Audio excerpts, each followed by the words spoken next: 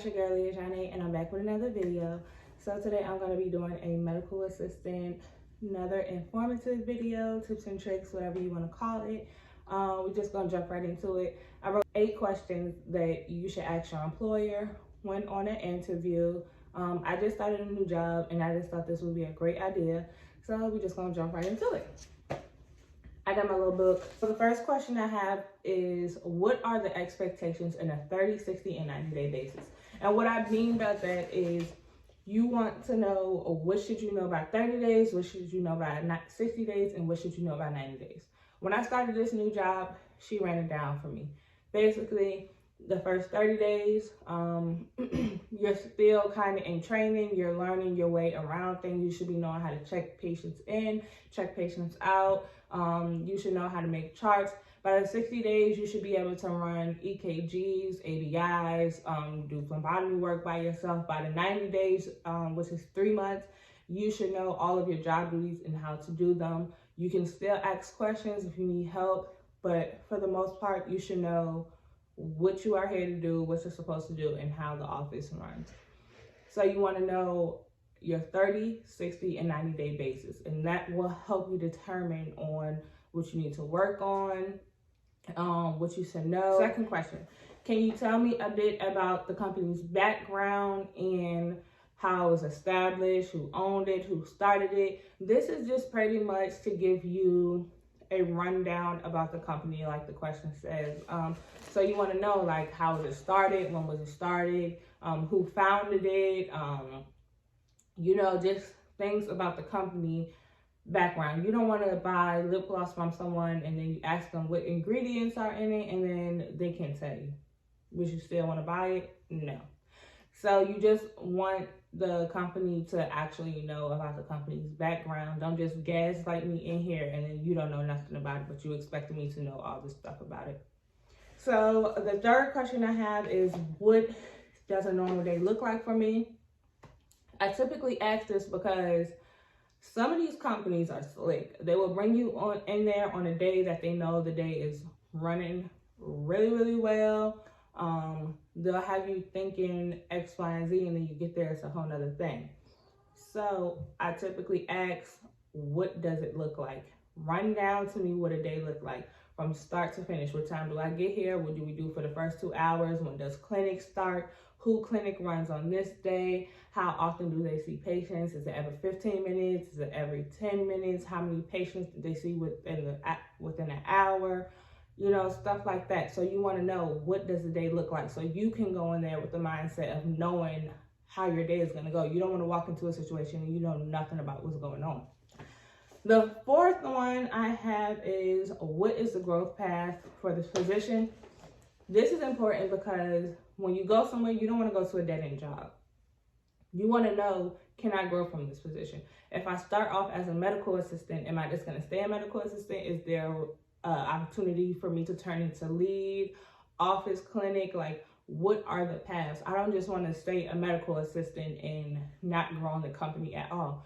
If that's what you want to do, that is awesome. That's for you. But me personally, I would like to grow. If I'm going to stay with a company, I would like to grow as an employee. I want to go to the next step. You know, I don't want to just stay at the ground level the whole time. So you want to know what opportunities can come to me from taking this position later on. Number 5, are there any duties that I am required to do that is not listed on the job description?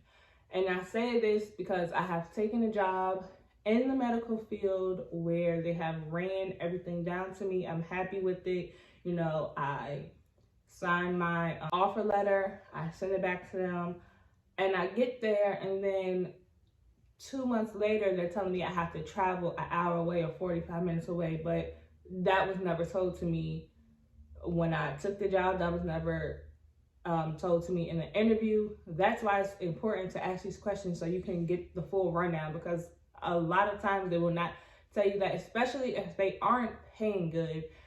They won't tell you, and then you're obligated to travel and not get any mileage pay or nothing. They're just like, hey, this is the job, you knew what you were signing up to. So are there any job duties? And not only with traveling, with anything, do I have to clean up poop?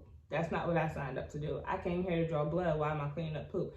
Just anything that you will want to know that isn't listed on the job description. Often does the company perform a review and how it is conducted? So the job that I work with now, they do a 30, 60, 90. So the first 30 days you go to HR, they review you. Hey, you've been doing good. Your time is good. You're coming in on time. How is everything going? Is there anything that we can help you with? The 60 days is with your lead or manager, and they will let you know how you did the first 60 days, what else you need to work on, if you have any questions for them. The 90 days, you will see your office manager, and they will give you a raise based off of your work ethic. So if you're doing good, they'll give you the raise. They'll also give you more time to grow if you need help in areas to meet their expectations. So 90 days, you're not where they want you to be. They sit back, they analyze, hey, what's wrong? How can I help you do this, and that? And then they sit back and they make a plan to help you meet their expectations. Number 6, we're almost done. We got 2 more. I know I ran through this. The next one, do you provide benefits, 401k? If so, how long is the waiting period? The first medical assistant job that I took, they offer 401k, they offer benefits, they offer everything. I never got any of them. I was there for almost a year. They told me I had to wait 6 months to do the 401k. I was well over the 6 months, never got the 401k. I was begging about benefits, never got benefits. Granted, it was a smaller company, but they did offer it. And after a while, I felt like I was getting on her nerves with asking her, hey, what about my benefits? What about this? What about that? And it just really irritated me all in the end, because it's like, y'all offered this. It should have been automatically,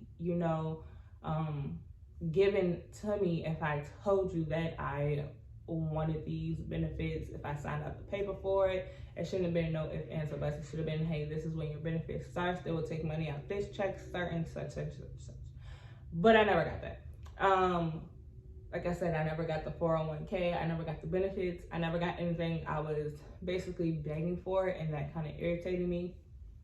The second job I took in the medical field, I did get all of that, which I was so happy, because at the job before that, I didn't get it. So I was like, hey, these people are really on top of it. However, I got dental and medical, and the medical was $250 every 2 weeks for just my stuff. Some companies make you wait a year to start the 401k. Some companies make you wait 90 days to get your PTO time. Some companies will give it to you as soon as you start to accredit PTO time. The company I'm with, you don't get PTO time until after 90 days, and you have to work a minimum of 40 hours a week to gain PTO time. If you do not work a minimum of 40 hours a week, being full-time, you will not gain the PTO. I've also had to wait 90 days for benefits also.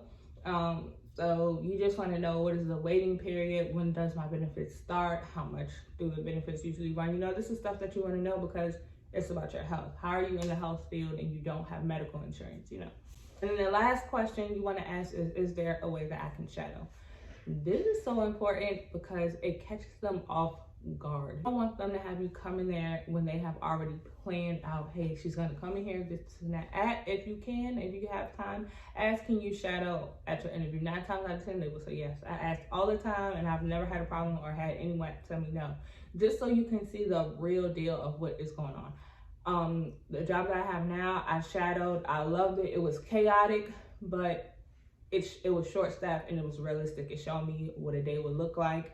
I loved it. I have had jobs where I have shadowed and I'm like, it's no way in heck I'm gonna come here. Mentally, I'm not gonna do it. They're very unprofessional. It just gives you a little bit of insight of how everything runs realistically. So I think shadowing is really good. Like I said, if you have time to do it on your interview, that's fine. If not, and you have to set up, to come in another day to do it, that's fine also. But I feel like shadowing is really, really important to do. So that concludes the video. These were 8 questions that you can ask your employer during an interview. I hope these questions helped you. I hope they were great tips for you. These are questions that I have learned to ask all the time in interviews. So if your interviewer asks you, do you have any questions?